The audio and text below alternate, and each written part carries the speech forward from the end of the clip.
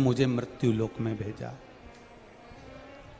फिर परिवार जब हम विचार कर लेते हैं कि ये घर मेरा नहीं है, परिवार मेरा नहीं है, कुटुंब मेरा नहीं है, ये जितना भी फैला रहा है ये सब उसी का।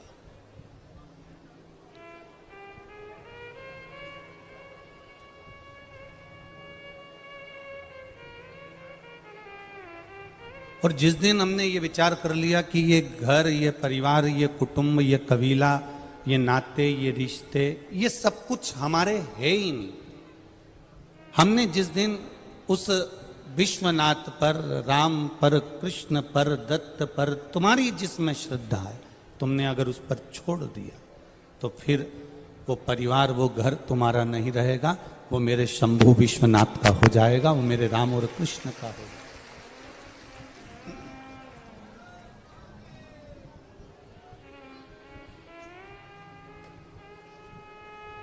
हमें केवल इतना भान करना है कि होती है, एक कुत्ता को देखा आप लोगों ने, श्वान को, कुत्ते को, तो कुत्ता जो होता है ना, इसको कहीं पर भी रोटी देंगे वो खाएगा।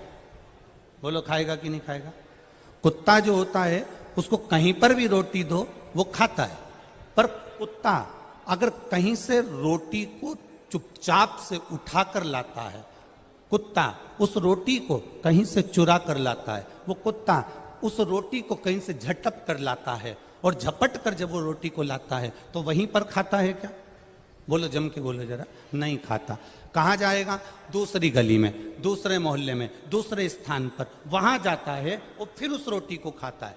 कुत्ता को जहां रोटी दी, अगर आपने जहां रोटी दी, कुत्ता वहां खाएगा। पर कुत्ता जब चोरी कर कर रोटी लाता है, झपट कर रोटी लाता है, कहीं से उठा कर रोटी लाता है, मुंह में दबा कर रोटी लाता है, तो वो वहां नहीं खाता। वो दूसरी जगह जाएगा, दूसरी गली जाएगा, दूसरा मोहल्ला जाएगा, दूसरा क्षेत्र जाएगा, और वहां बैठकर वो कुत्ता रोटी को खाता है। अर्थात जब किसी ने दी तो वहीं सीना तान कर खाई, पर जब चोरी कर कर लाया, झपट कर लाया, तो दूसरी जगह जाकर खाना पड़ा। ये हमारा शास्त्र कहता है, हम जब तक ईमानदारी से जीते हैं, अपने वैभव के साथ जीते हैं, अपनी सत्यता के साथ जीते हैं, तुम कहीं पर भी बैठकर भोजन कर सकते हो, कहीं पर भी ज्ञान दे सकते हो। पर जिस दिन तुमने गलत भाव से करा, उस दिन फिर तुम्हें भी दूसरी जगह भोगने पड़ना जा सकता है। उस दिन तुम्हें भी दूसरी जगह भोगने जा सकता है। ये हमारे कर्म की गति है। इसीलिए बार बार कहा, मत बुरे कर्म कर बंदे, वरना पछताएगा। भगवान की आंखों से तू बच नहीं पाएगा, तू बच नहीं पाएगा। अरे ओ अज्ञानी, मत कर नादानी। अरे ओ अज्ञानी, मत कर नादानी। तेरे कर्म का फल भी तू ही पाएगा, जैसा किया तूने तेरे आगे आएगा। मत बुरे कर्म कर बंदे, बच नहीं पाएगा, तू बच नहीं पाएगा। आपको अपनी जिंदगी जीने का तरीका आना चाहिए। जिसको ढोलक नहीं आती ना, उसको ढोलक बड़ी बेकार लगती है। बताओ, हमको तो आती नहीं। और जिसको ढोलक बजाना आती है ना, वो रात्रि में भी यहाँ बैठकर ढम ढम बजाते बजाते भजन करता रहता है, उसको बहुत अच्छा लगता है, उसके मन को अच्छा लगता है। जिसको बांसुरी बजाना आती है, वो बंसी का मजा ले लेता है, बजा बजा कर आनंद ले लेता है। जिसको वीणा बजाना आती है, वो वीणा को बजा बजा कर वीणा का मजा ले लेता है, वीणा का आनंद ले लेता है। जिसको गाड़ी चलाना आती है, वो गाड़ी दौड़ा दौड़ा कर गाड़ी का मजा ले लेता है, गाड़ी का आनंद ले लेता है। और जिसको इस संसार सागर में जीने की कला आती है, वो इस संसार का मजा ले लेता है और आनंद लेकर परमात्मा के पास चला जाता है।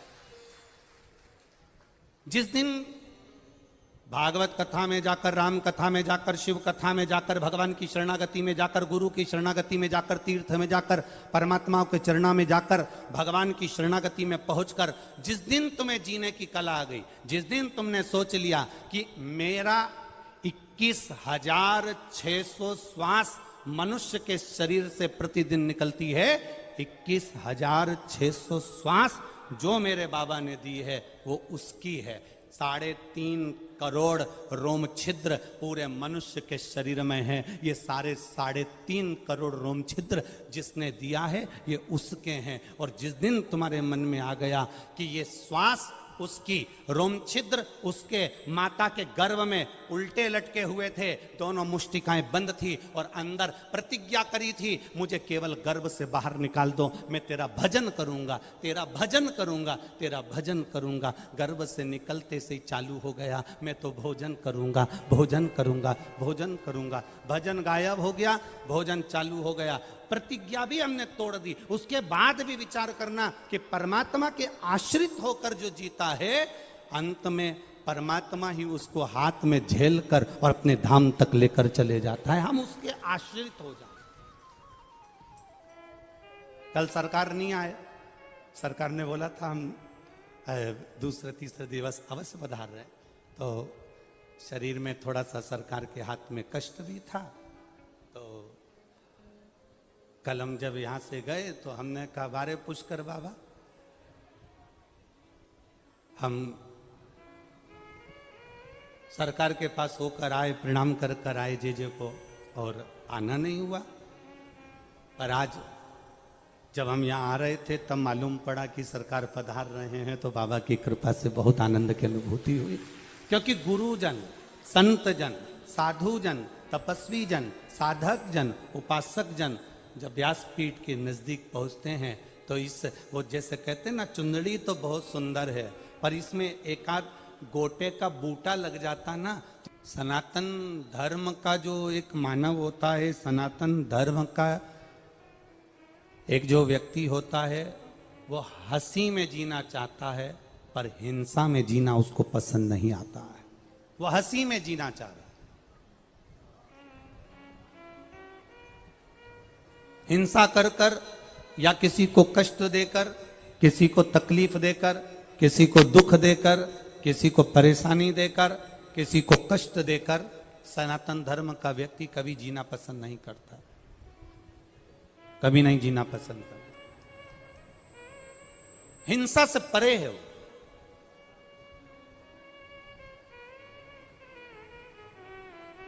मेरे देवादिदेव महादेव, देखो अन्य देवताओं का क्रम उठाकर देखिएगा, उन्होंने असुरों का संहार किया।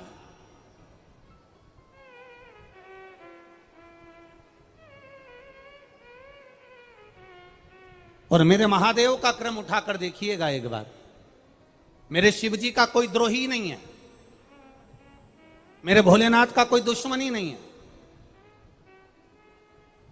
तारकासुर भगवान शंकर का उपासक था, इसलिए वर मांगा ब्रह्मा जी से, ब्रह्मदेव वर देव तो ऐसा देव कि भगवान शंकर का पुत्र मुझे मारे, क्योंकि वो चाहता था कि शिव जी का विवाह हो जाए, शंकर भगवान की शादी हो जाए, मंगल विवाह हो जाए, वो चाहता था।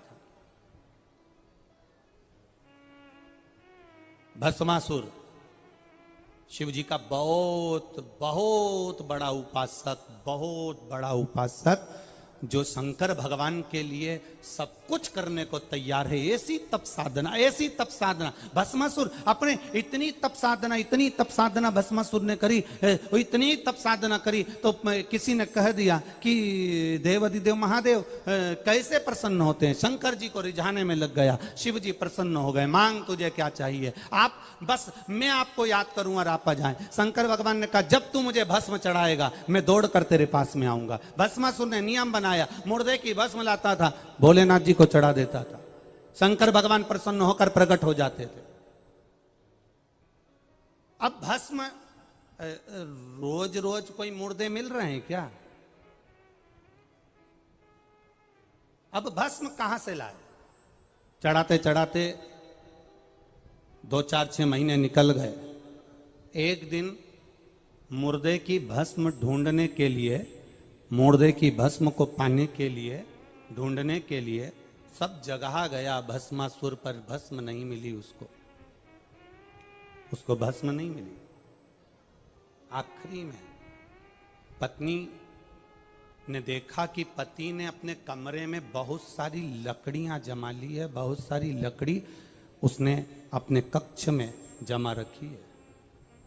पत्नी ने पूछा ये क्या कर रहे हो? पति बोला कि ये काम करना, मैं जब मर जाऊं मेरी भस्म निकाल कर, जब मैं मर जाऊं तो मेरी भस्म, जब मैं जल जाऊं मेरी भस्म देवाधिदेव महादेव को चढ़ा देना। पत्नी कहती है तुम काय को मर रहे हो? मैं तुम्हारी अर्धांगिनी हूं, मैं तुम्हारी पत्नी हूं, मरना है तो मैं मरूंगी और मेरी भस्म उठाकर तुम महादेव को चढ़ा देना। पति ने कहा नहीं नहीं, मैं तुझे कैसे मार सकता हूं? पत्नी कह रही है तुम्हें मारने की जरूरत नहीं है, मैं खुद अपने प्राणों को त्याग देती हूं, मैं स्वयं अपने प्राणों को त्यागूंगी, मुझे मारने में कोई मर नहीं रही हूं, मैं अपने प्राणों को भगवान को समर्पित कर रही हूं।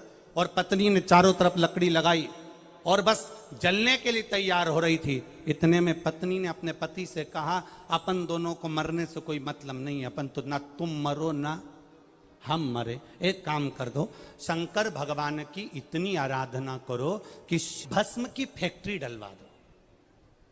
अब भोलेनाथ जी से ऐसा मांगना अच्छी बात है? हाँ हाँ मांग लो बस। तो पति ने पूछा भस्म की फैक्ट्री कैसी? पत्नी ने कहा शंकर भगवान से वर मांगना, जिसके ऊपर तुम हाथ रखो वो भस्म हो जाए, अपनी खुद की कंपनी तैयार हो जाएगी, जब चाहो जब भस्म तैयार, और ले जाकर महादेव को चढ़ा देना।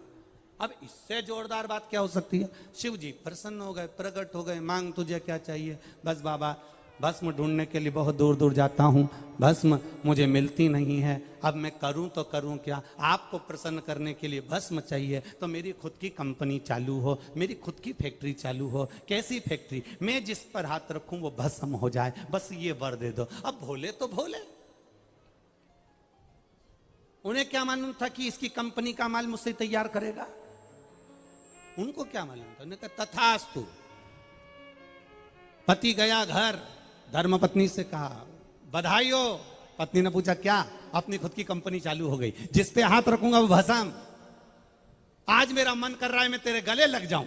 पत्नी भागी, पत्नी भाग। अब पत्नी ने सोचा कि ये अपन ने तो शुरुआत करी, नरियल अपन नहीं फोड़ा, अपन नहीं कहा, और अपन ही भस्म। इतने में पत्नी दूर खड़ी होकर बोली मेरे पिताजी की मुझे याद आ रही है, मैं 4 दिन के लिए मायके जा रही हूं, परंतु मैं मायके जाते जाते एक बात कहना चाहती हूं। क्या? मैंने सुना है महादेव हैं वो महादेव, लोग कहते हैं नशे में भी रहते हैं, हो सकता है उन्होंने जो दिया। अब ऐसे तो बहुत सारे लोग आते हैं और आकर के जाते हैं, ये पुल बना दो, वो पुल बना दो, वो पुल बना देंगे, वो नाली बना देंगे, वो रोड बना देंगे, ये कर देंगे, वो कर देंगे। अब बन जाए तब कहना तो सरल है, बोलना तो सरल है। उनका नाम है महादेव, वो कह जरूर दिए हैं, पर मुझे नहीं लगता कि वो उनका आशीर्वाद तुम्हें फले। अच्छा ऐसा भी होता है? हाँ, तो फिर मैं क्या करूं? जिन्होंने आशीर्वाद दिया है ना, अब भी जाओ और उनके ऊपर हाथ रख के देख लो, मालूम पड़ जाएगा। अब भी जाओ। अब भोलेनाथ जी कैलाश पर पहुंच गया भस्मासुर। भस्मासुर ने जाते से कहा हर हर महादेव। जब हर हर महादेव कहा, हर हर महादेव कहते से शिव जी ने पूछा क्या बात है भस्मासुर, कैसे आना हुआ? भस्मासुर कहते हैं प्रभु बस आपने जो वर दिया था ना, उसको मेरे को प्रैक्टिकल करके देखना है। क्या प्रैक्टिकल करना है? आपके ऊपर हाथ रख के देखना है। शंकर भगवान ने पार्वती से कहा मैं जा रहा भगवान नारायण के घर, तू ऐसा कर थोड़े दिन मायके घूम कर आ जा। लक्ष्मी जी बोली मेरी माँ ख्याति देवी तो खुद यहां आई हुई है अपने बेटी से मिलने के लिए। लक्ष्मी जी की माँ ख्याति देवी आई हुई थी मिलने के लिए, तो कि मेरी माँ तो यहीं बैठी है। अब मैं मायके जाकर क्या करूंगी, मैं कहीं जाकर क्या करूंगी, मैं कहीं पहुंच कर क्या करूंगी? अब भोलेनाथ पार्वती जी वो से भगवान तुरंत बोले अरे पार्वती तुम मायके चले जाओ। पार्वती जी गई लक्ष्मी जी के घर, इधर भोलेनाथ जी चल दिए सीधे आगे नारायण के घर, और दोनों पार्वती और नारायण शिव दोनों नारायण के घर पर जाकर जब मिले, इधर दोनों ने एक साथ पुकार कर कर कहा कि प्रभु कुछ कृपा कीजिए, भस्मासुर आ रहा है। भगवान ने पूछा भस्मासुर कौन? तो कि मैंने उसको वर दे दिया है, जिसके ऊपर हाथ रखेगा वो भस्म हो जाएगा। शंकर भगवान के शब्द सुनते से ही नारायण ने स्त्री का रूप धारण कर लिया और ईश्वर के सामने आ गए और कहा मैं तुमको बहुत चाहता हूं और दिल से चाहता हूं। अब भगवान तो भगवान है, अपने भक्तों को नहीं चाहेंगे तो किसको चाहेंगे? मैं चाहता हूं कि तुम मेरे हो जाओ और मैं तुम्हारा हो जाऊं। भस्मासुर ने नारायण का इतना सुंदर स्वरूप देखा, देखते सी कह दिया हम भी आपको चाहते हैं, आप हमसे विवाह कर लो। भगवान ने कहा बिल्कुल पक्का है, पर मेरी एक जिद है, मेरा एक संकल्प है। क्या संकल्प, क्या जिद? बस जिद इतनी सी है, संकल्प इतना सा है, मुझे नाचने का बड़ा शौक है, मेरे जैसा जो नाच लेगा वो मेरा पति बन जाएगा। आप मेरे जैसे नाच सकते हो? भस्मासुर ने कहा क्या दिक्कत है? भगवान नारायण ने दोनों हाथ करे ऐसे, भस्मासुर ने दोनों हाथ करे ऐसे, भगवान नारायण ने दोनों हाथ करे ऐसे, भस्मासुर ने दोनों हाथ करे ऐसे। भगवान नारायण ने एक हाथ रखा अपने सिर पर, भस्मासुर ने अपना हाथ रखा सिर पर और भस्म हो गया, समाप्त।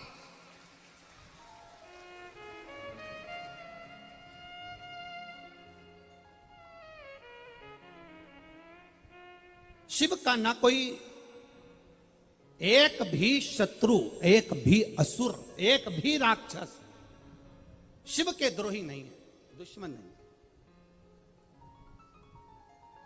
जब नारायण ने भस्मासुर को भस्म कर दिया, भस्मासुर का अंत कर दिया, तब शिवजी ने नारायण का दर्शन करते हुए कहा प्रभु यह असुर बड़ा भारी था, बड़ा भारी असुर जिसका अंत करना बहुत कठिन था। ब्रह्मा जी ने भस्मासुर को मारने के लिए 5 बार प्रयास करा, तो भी भस्मासुर 5 बार प्रयास करने के बाद भी भस्मासुर नहीं मर पाया था। तब शिव जी ने अपनी लीला रचना करी, नारायण ने अपनी लीला रचना करी और भस्मासुर का अंत किया। सहजता नहीं है हमारा। कई लोग कह देते हैं कि देवताओं ने तो इसका संहार करा, उसका संहार करा, उसका वध करा, उसका संहार करा, पर हमारे शास्त्र, हमारे पुराण, हमारे वेद ये कहते हैं कि जनमानस के कल्याण के लिए, दुनिया के उद्धार के लिए, जनमानस के कल्याण के लिए मेरे परमात्मा ने, चाहे वो राम हो, चाहे वो कृष्ण हो, चाहे वो शिव हो, चाहे वो नारायण हो, चाहे वो ब्रह्मा हो,